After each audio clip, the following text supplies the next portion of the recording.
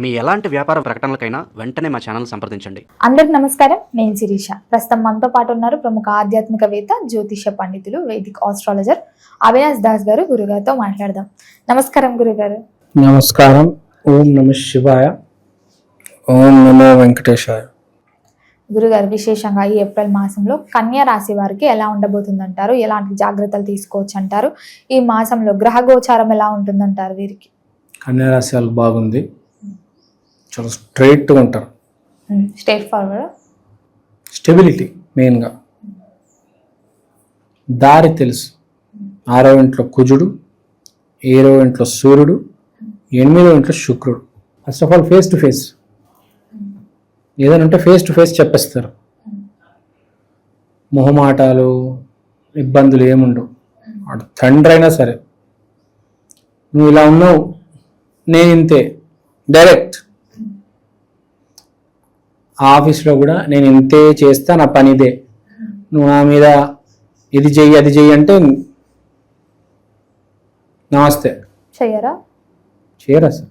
Serious, straight forward, సీరియస్గా ఉంటాడు కన్యా రాసేవాడు. ఈ మాసంలో చాలా సీరియస్గా ఉంటాడు. వాడితో చాలా జాగ్రత్తగా ఉన్నాడు. వాడితో ఇష్టం వచ్చినట్టు మాట్లాడితే వాడు ఎదురు తిరిగి సమాధానం చెప్తాడు. మాటలతోనే కొడతాడు అన్నమాట. సో బేసిక్గా కానీ టార్గెట్ ఏంటి? బేసిక్గా ఉద్యోగ ప్రయత్నంలో ఉన్నాడు చాలా మంది. అన్ఎంప్లాయిడ్ చాలా మంది ఉంటారు కన్యా రాశి వాళ్ళు కాదు, బేసిక్గా చాలా మంది ఉంటారు. దాంట్లో కన్యా రాశి వాడు ఇప్పుడు తీవ్రంగా ప్రయత్నిస్తున్నాడు. వస్తాయంటారా మరి? అదే చెప్తున్నా, ఆ ప్రయత్నం చాలా గొప్పగా ఉంది అంటున్నాను. ప్రయత్నం చేసేవాడికి చివరికి సక్సెస్ వస్తుంది. వాడికి దరిద్రం పట్టుకుంటే ఎవడు ఏం చేయలేడు, ఎవడు కాపాడలేడు. కానీ మామూలు మనిషికి విపరీతంగా ప్రయత్నం చేస్తే ఒకానొక్క స్టేజ్లో సక్సెస్ వచ్చేస్తుంది. స్థాయి దాటి, హద్దులు దాటి కష్టపడితే ఒకానొక స్టేజ్లో సక్సెస్ అయితే వచ్చేస్తుంది, గ్యారంటీ. అది మనకు తెలిసిన సత్యం. సో ఆ కష్టం బాగుపడుతున్నారు. సక్సెస్ రావడానికి కొంచెమే టైం ఉంది. చాలా దగ్గరలో ఉన్నారు సక్సెస్కి, చాలా దగ్గరలో ఉంది. ఆ సక్సెస్ కూడా ఎలా వస్తుంది అంటే, వీళ్ళకి సక్సెస్ వచ్చిన వెంటనే వీళ్ళకి అమ్మాయి కూడా అటాచ్ అయిపోతుంది. అంటే ఎక్కడైతే జాయిన్ అవుతాడు ఏ కంపెనీలో, ఆ కంపెనీలో ఒక అమ్మాయితో సెట్ అయిపోతాడు. జాయిన్ అయ్యాడా ఇంకా ఇటు పక్క పని నడుస్తుంటే, ఇటు పక్క ప్రేమ కూడా నడుస్తుంటది. మంచిదేనా అంటారా? మంచిదే, అన్ని కలిసి వస్తున్నాయి కదా. ఇద్దరు కలిసి పని చేసుకుంటారు. ఇంకా వీడి పని ఆమె, ఆమె పని వీడు. వీడు చేయాల్సిన కోడింగ్ వాడు చేస్తాడు, ఆమె చేయాల్సిన డిజైనింగ్ డెవలపింగ్ వీడు చేస్తాడు. బాగుంది. ఇది కొంతమందికి మాత్రమే. ఎవరికైతే జన్మ జాతకంలో యోగం ఉండి ఇప్పుడు గోచారంతో కనెక్ట్ అవుతుందో వాళ్ళకే. ఇప్పుడు ఇది గోచారం అండి, ఇది జన్మ జాతకం, ఇవి ఇట్లా కనెక్ట్ అవుతున్నాయి కదా. ఇవి కనెక్ట్ కాలేదనుకో అలా వెళ్ళిపోతాయి, జాయిన్ అవ్వకుండా మీకు వర్తించడం చెల్లవు రాశి ఫలాలు. ఎవరికైతే కరెక్ట్ మ్యాచ్ అవుతాయో వాడికి కరెక్ట్ సెట్ అవుతుంది. బేసిక్గా అది గోచారం మీ జన్మ జాతకానికి సెట్ అవ్వాలి. ఫస్ట్ అది పాయింట్. చెప్పిన అన్ని మీకు నిజం అవ్వవు, చెప్పిన 10లో ఒకటే నిజం అవుతుంది. ఎవరికైతే జన్మ జాతకం మ్యాచ్ అవుతుంది వాడు 10కి 10 అవుతాయి. ఇప్పుడు పెళ్ళి అవుతుంది అంటే అందరికి అవ్వదు. ఎవరికైతే ఉందో వాడికి ఇప్పుడు అది జరుగుతుంది. సో బేసిక్గా గోచారం అనేది జస్ట్ ఒక వేవ్ లాంటిది అది. సో మనం గ్రహస్థితి గురించి మాట్లాడాం. 6వ ఇంట్లో కుజుడు అని చెప్పాం. 6వ ఇంట్లో కుజుడు అంటే మనం స్టెబిలిటీ గురించి మాట్లాడాం. తర్వాత 7వ ఇంట్లో బుధుడు కూడా ఉన్నాడు, అంటే వ్యాపారానికి చాలా మంచిది. సూర్యుడు ఉన్నాడు, అంటే ఒక బాస్ వల్ల కంపల్సరీ నెట్వర్కింగ్ జరిగి మీకు జాబ్ రావడం అనేది జరుగుతుంది 1 మంత్ తర్వాత. ఇది మొదలయ్యి 1 మంత్ తర్వాత వైశాఖ మాసం ఏ రోజైతే మొదలవుతుందో దాని నుంచి 1 నెల లోపల, కరెక్ట్ ఆ నెల బార్డర్ దగ్గర, అంటే 1 మంత్ వేసుకోండి, కరెక్ట్ మీకు జాబ్ అనేది రావడం జరుగుతుంది. మరి ఎవరికైతే గతంలో అప్పులు ఉన్నాయో ఈ మాసంలో తీరుతాయి అంటారా? అప్పులు తీరుతాయి అంటారంటే స్థలం కాగితాలు అడ్డు పెట్టి ఎవరైతే తాకట్టు, అదే స్థలం ఉంటుంది కదా, స్థలం ఫ్లాట్ ఇల్లు ఏదో పేపర్స్ పెట్టి తీసుకుంటే వాళ్ళకి తీరుతుంది.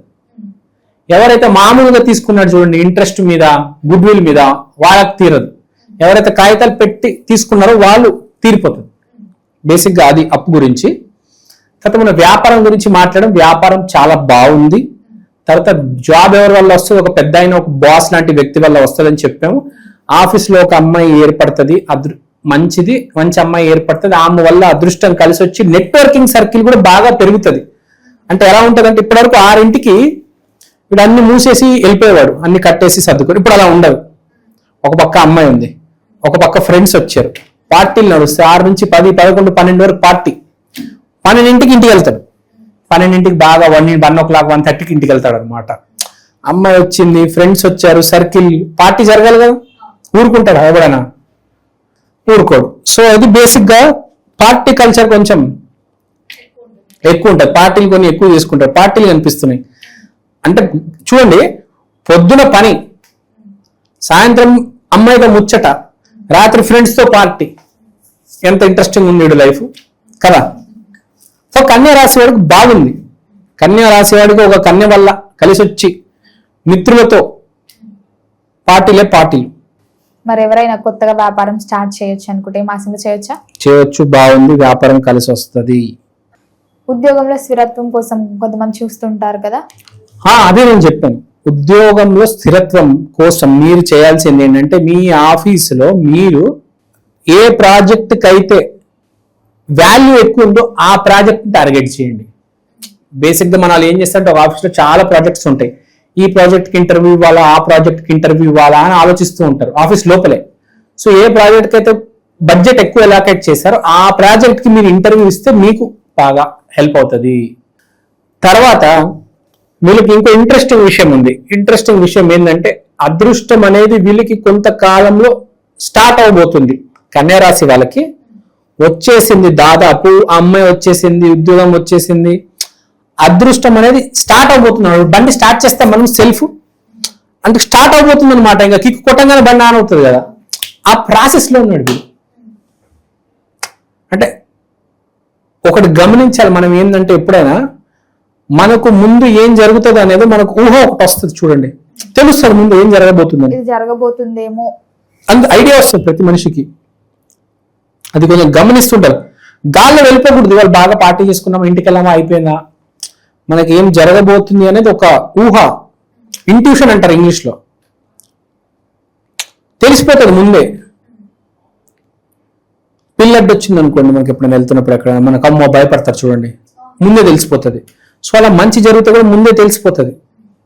సో అది వీడు గుర్తుపెట్టుకోవాలన్నమాట. ఏం జరగబోతుంది నాకు, నేను ఎంతవరకు చేయవచ్చు. ఇప్పుడు చిన్న పంచాయత్ రాజు, అది సర్పంచ్ అయిపోతే సరిపోదు. కార్పొరేటర్ అవ్వచ్చు, దానిపైన ఎమ్మెల్యే అవ్వచ్చు, దానిపైన ఎంపీ అవ్వచ్చు, చీఫ్ మినిస్టర్ కూడా అవ్వచ్చు కదా. నువ్వు ఎంతవరకు వెళ్ళొచ్చు, నీకు ఎంత దమ్ము ఉంది అని తెలుసుకుంటే మంచిది. లేదా అక్కడ ఆగిపోతావు కదా. ఏం తెలుసు నీకు అంత స్థాయి ఉందని. ఇప్పుడు విరాట్ కోహ్లీ లాగా ఆడగలిగే సత్తా అందరికి ఉండదు కదా, కానీ ఎవరికో ఒకరికి ఉంటది. ఉంటుందా లేదా ఎవరికో. నేను ఇక్కడే ఆడుకుంటే నాకు లాభం ఏంటి, క్రికెట్ అందులో ఆడుకుంటే అంతకంటే బాగా కూడా ఆడొచ్చు. అంతకంటే బాగా ఆడొచ్చు, నేర్చుకోవాలి, ముందుకు వెళ్ళాలి, ఇంకా పెద్ద పెద్ద టోర్నమెంట్లు ఆడాలి. ఎవరు తెలుసు అక్కడ దాకా వెళ్ళిపోవచ్చు, విరాట్ కోహ్లీ అంత స్థాయికి వెళ్ళిపోవచ్చు. నాకుంది, నేను గొప్ప అని అనుకోవాలి కదా. సో అది లెక్కేసుకోవాలి, వీడు ఎంతవరకు వెళ్ళగలుగుతాడు, వీడికి ఎంత ఉంది అనేది కొంచెం వీడు ఈసారి గుర్తుపెట్టుకోవాలన్నమాట. గాల్లో ఉంటే అలానే ఉండిపోతాడు, అలానే ఫ్లాట్గా ఉండిపోతాడు, గ్రోత్ లేకుండా. చాలా మంది గ్రోత్ లేక అక్కడే ఆగిపోయి ఉంటారు. నెలకింత అని ఫిక్స్ అయిపోయి అది జీవితాంతం అంతా ఉంటుంది. మరి కుటుంబ వాతావరణం ఎలా ఉంటుందంటారు? కుటుంబ వాతావరణం అసలు ఏ ఇబ్బంది లేదు, చాలా బాగుంది. తండ్రితో జాగ్రత్త. ఒకటి, తండ్రితో ఫేస్ టు ఫేస్ అవుతుంది. తండ్రితో ఎక్కువ తక్కువ మాట్లాడకుండా పక్కెళ్ళిపో. మరి ఏప్రిల్ మాసంలో 17వ తారీఖు అమావాస్య ఉంది కదా, మరి ఎలాంటి పరిహారాలు చేసుకుంటే బాగుంటుందండి? కన్యా రాశి వాళ్ళు కంపల్సరీ వెంకటేశ్వర స్వామి ఆలయానికి వెళ్ళాలి. ఉంగరం కూడా వేసుకోవాలి. కన్యా రాశి అంటే వెంకటేశ్వర స్వామి కాలు పట్టుకోవాలి అంతే. కన్యా రాశి వాళ్ళకి చాలా మానసికంగా మెంటల్ ఉంటుంది, మైండ్ పనిచేయదు చాలాసార్లు. వీళ్ళకి ఒక స్థాయి దాటిన తర్వాత ఏ మనిషికైనా టెన్షన్ వచ్చినప్పుడు మైండ్ పనిచేయడం ఆగిపోతుంది. దాని తర్వాత ఏం జరుగుతుందో వాడికి అర్థం కాదు.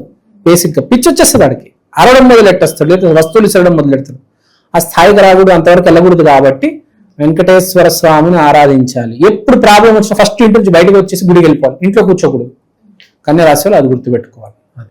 గురుగారు మొత్తం మీద ఈ మాసంలో కన్యా రాశి వారికి ఎలా ఉంది, ఎలాంటి జాగ్రత్తలు తీసుకోవాలో తెలియజేసేందుకు ధన్యవాదాలు. ధన్యవాదాలు. Thank you so much.